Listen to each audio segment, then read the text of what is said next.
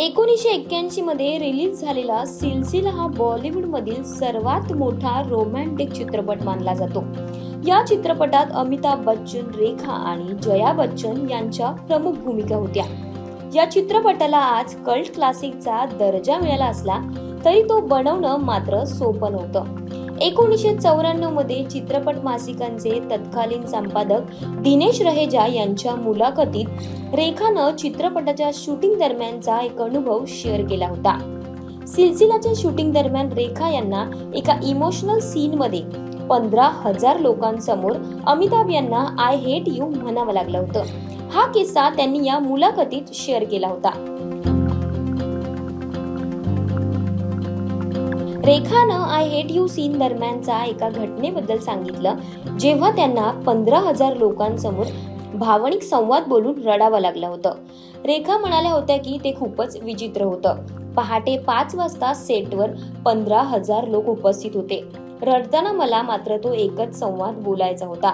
मी दिग्दर्शक यश चोप्रा यांच्याकडे त्यासाठी वेळ देखील मागितला होता, पण त्यांनी त्यावेळी नकार दिला। रेखा पुढेही म्हणाल्यात की त्या कठीण काळात अमिताभ बच्चन यांनी जेम्स डीन आणि त्यांच्या जायंट चित्रपटाबद्दलचा एक किस्सा सांगितला होता। ते म्हणाले, जेम्स डीनलाही एकदा अशाच परिस्थितीचा सामना करावा लागला होता।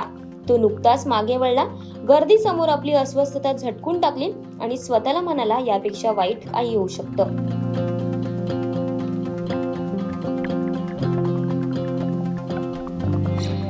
अमिताभने हे सांगितल्यावर रेखाचा आत्मविश्वास वाढला आणि म्हणाल्या, तुझं हे ऐकून मला बरं वाटलं।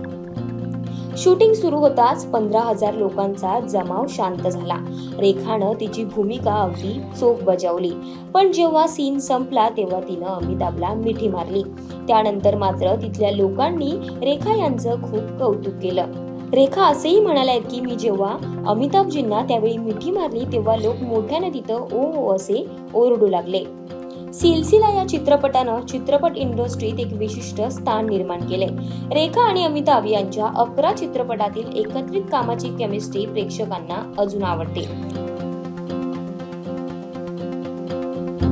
अमिताभ बच्चन आणि रेखा यांच्या ऑन स्क्रीन केमिस्ट्रीची नेहमीच चर्चा असते।